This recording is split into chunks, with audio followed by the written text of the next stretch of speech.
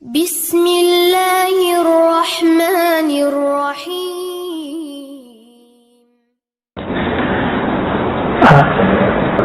Dari online. Baik. Wah, canggih amat antum pakai online. Baik, ini ada berapa waktu lagi? 5, 10? Baik, ini ada pertanyaan ya. Pak Lukman Hakim, Pak Ustadz, syukran materinya. Bagaimana realisasi ibadah mahdhah? Ibadah mahdhah itu ibadah murni dengan ghairu mahdhah, ibadah yang tidak murni. Contohnya ngaji ini kan ghairu mahdhah. Apalagi kita kerja niatnya menafkahi keluarga, itu ibadah Pak, itu ibadah juga, disebut ibadah ghairu mahdhah, ibadah yang tidak murni.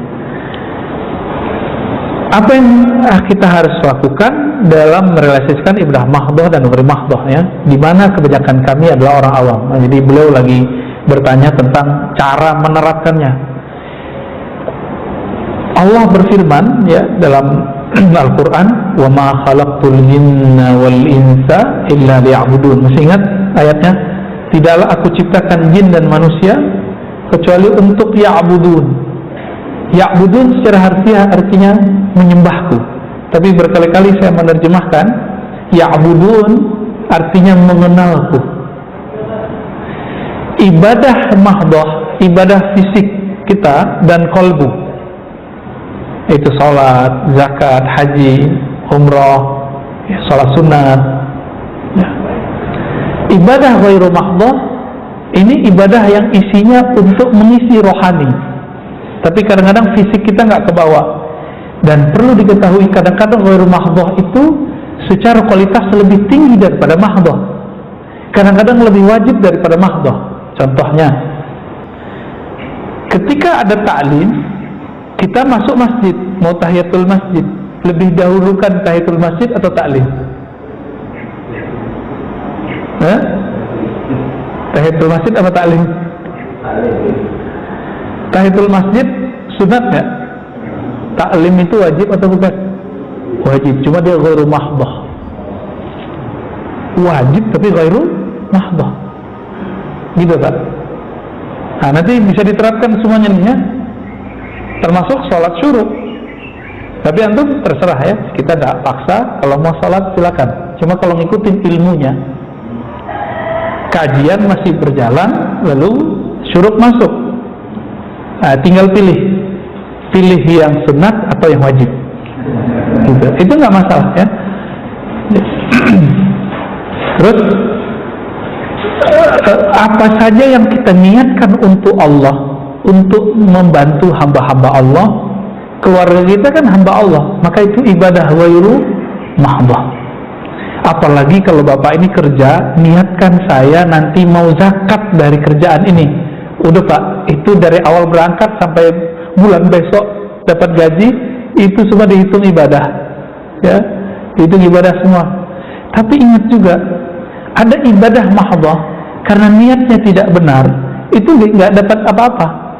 Saya sholat supaya disebut ahli ibadah ya, saya ngajar baru mahdhah nih, saya ngajar supaya disebut orang alim, supaya disebut ustadz sunnah, ustadz aswajah ya. Nah ini ibadah ghairu mahdhah, ataupun mahdhah nggak dapat apa-apa saya ya, paling-paling dapat honor pulang-pulang cuma dapat honor, nggak dapat pahala saya.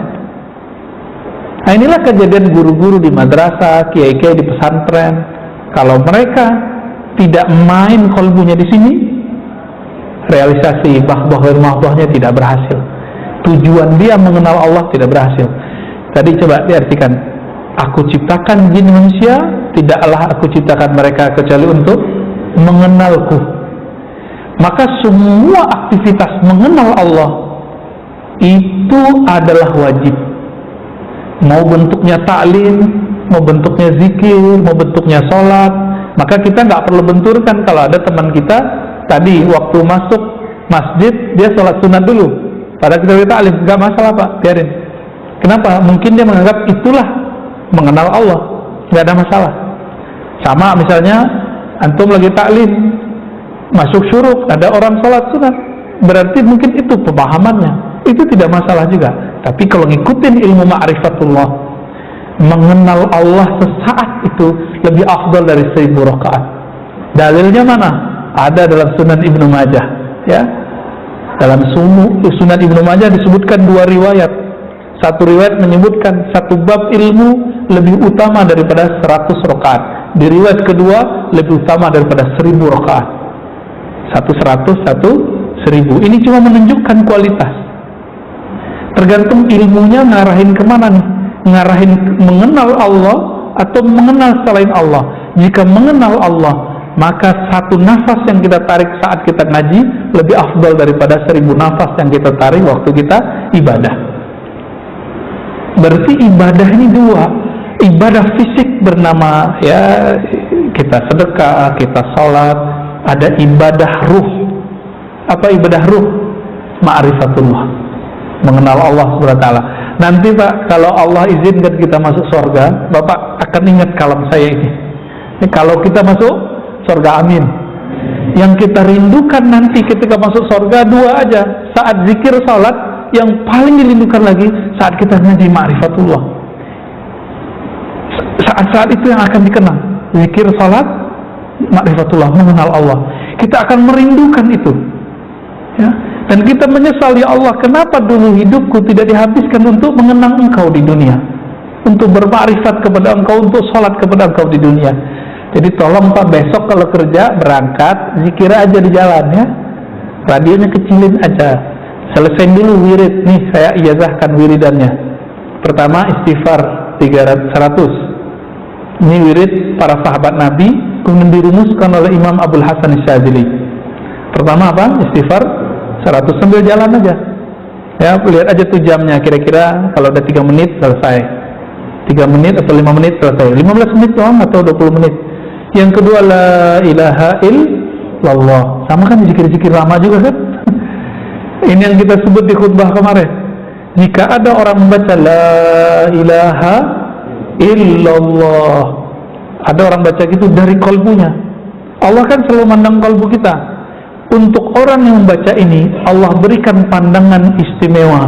Di belahan langit dan bumi, Allah sekedar memandang dengan keistimewaan rahmatnya, bahwa orang ini diangkat jadi kekasihnya.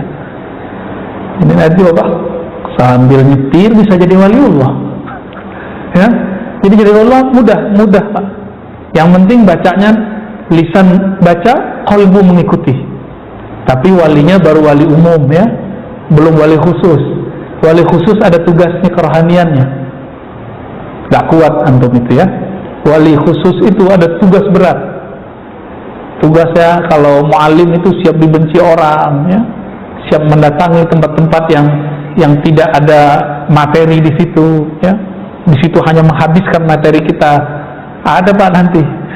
Orang-orang begitu tuh ada. Itulah Nabi. Nabi kan datang ke mana-mana. Itu pakai dananya, pakai dana sahabat. Habislah dana mereka untuk dakwah. Puncaknya jihad. Ini dakwah belum ada, udah jihad-jihad aja, ya. Hayya alal jihad, ya.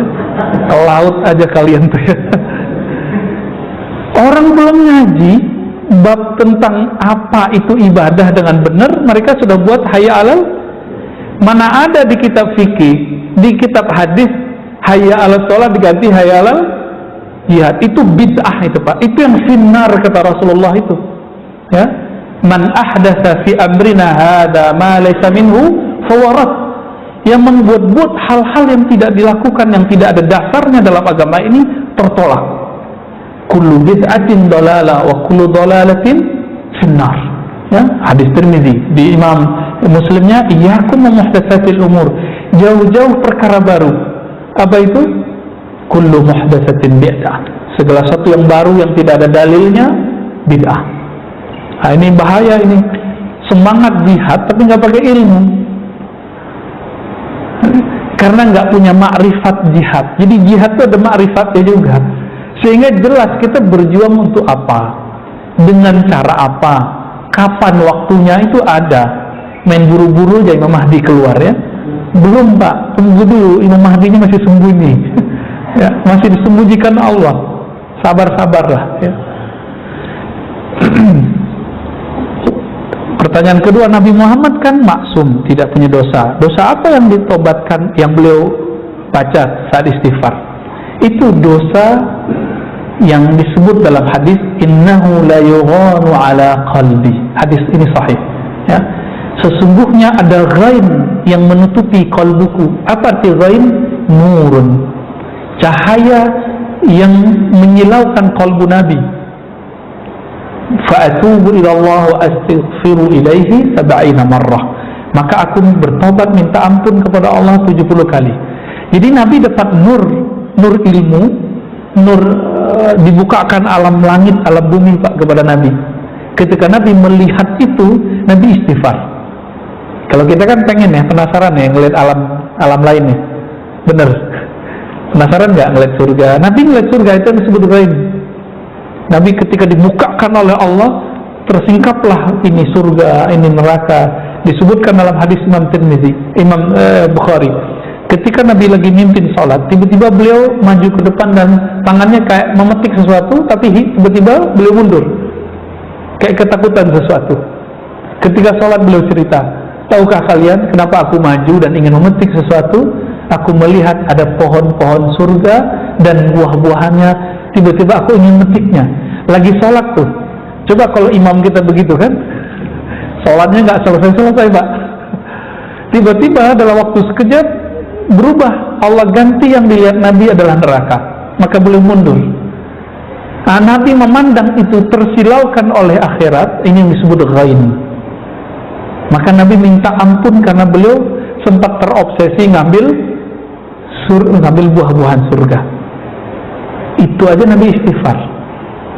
Ya, kalau kita pengen surganya ya, maka istighfar kita masih jauh di bawah istighfarnya Nabi Sallallahu Alaihi Wasallam. Kira-kira begitu. Jadi Nabi tidak ada dosa fisik, udah nggak ada.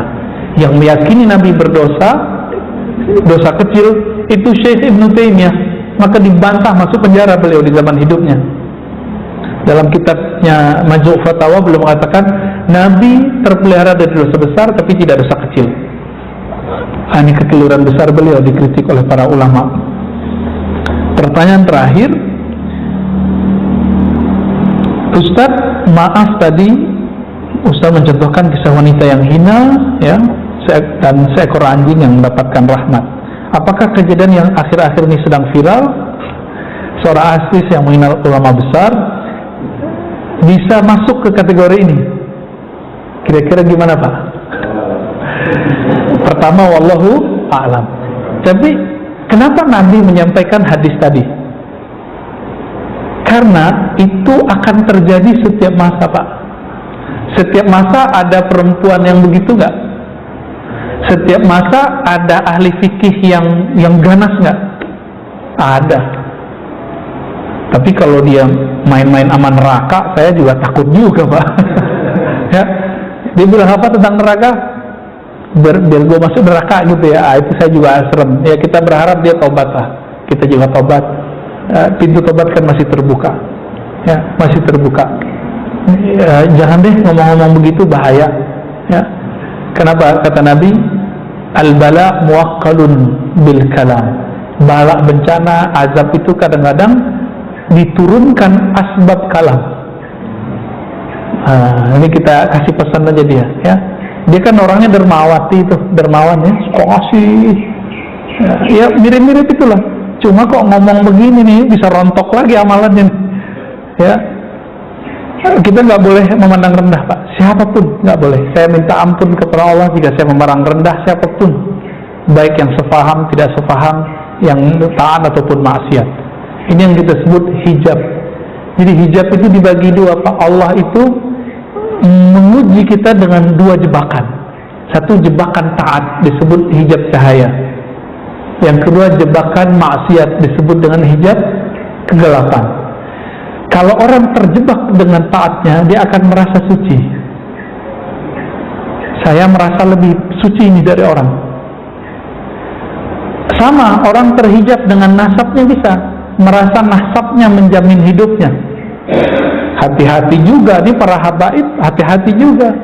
Walaupun antum itu keturunan Rasulullah, nanti yang akan memutuskan Sayyidah Fatimah. Sayyidah Fatimah kan dapat laporan nanti siapa cucu-cucunya yang mengikuti ajaran Nabi.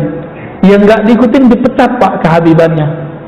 Tapi karena kita nggak tahu, kita serah saja kepada Allah. Maka jika ada habaib yang aneh-aneh, kita diam aja Pak. Kita serahkan kepada yang ahlinya. Sudah ada yang ngurus. Ya, dulu waktu saya ketemu dengan seorang kawan saya Habib, dia bilang, udah Ar-Razi yang habaib urusan kita Alawiyah. Ya sudah, semenjak saat itu saya nggak mau ngerecokin masalah para zuriat Nabi Sallallahu Alaihi Wasallam. Ini mau Syiah mereka, mau ekstrem, kita nggak mau urus. Itu sudah saya ngurus. Jadi Bapak Ibu tolong jangan nyinyir kepada zuriat Nabi. Ya, kenapa? Kan mereka punya nasab. Nasab Nabi ini jaminannya langsung dari Rasulullah Sallallahu Alaihi Wasallam. Kullu nasabin in qata'a ila nasabi. Semua nasab terputus kecuali nasabku. Itu jaminan dari Nabi. Paling kita 4 buyut ke atas. Kalau mereka sampai ke Nabi Adam bisa dikejar Pak. Itu ajaibnya. Maka jika ada zuriat Nabi yang aneh, cukup tidak disenangi perbuatannya, jangan pernah ta'nun fin nasab, meragukan nasabnya. Tolong, ini adab kita ya. Baik. Cukup? Ya, fadal. Mengenai kita ada pendapat melihat diri kita itu hakikat, tapi orang lain syariat. Itu maksudnya gimana? Iya. Mungkin barangkali pertanyaannya tadi tentang melihat diri hakikat ke orang lain syariat, itu mungkin ayatnya surat Zariyat juga itu ya, wa fi anfusikum afala tubsirun. Di dalam dirimu, wa fi, kan di dalam dirimu, apakah kamu tidak memandang? Tubsirun. Nah, ini yang disebut pandangan tadi, hakikat ya. Istilah syariat, tarekat, hakikat, ma'rifat itu istilah ulama. Kalau bahasa kita sederhana ya, syariat itu pakaian tubuh, tarekat itu latihan jiwa, hakikat itu pencapaian kolbu, ma'rifat itu kebahagiaan ruh. Ma'rifat itu ilmu artinya. Ilmu, maka disebut ma'rifat. Untuk apa orang berlatih zikir? Supaya dapat ilmu. Untuk apa orang ngaji? Supaya dapat ilmu. Semuanya itu dapat ilmu. Jadi tidak salah istilah begitu ya. Ada lagi? Tadi itu baru 2 saat yang tadi dikasih baru apa? Oh ya, zikirnya ya. Astagfirullah 100 kali, la ilallah 100 kali. Yang ketiga, salawat 100 kali. Yang pendek aja, sallallahu ala Muhammad.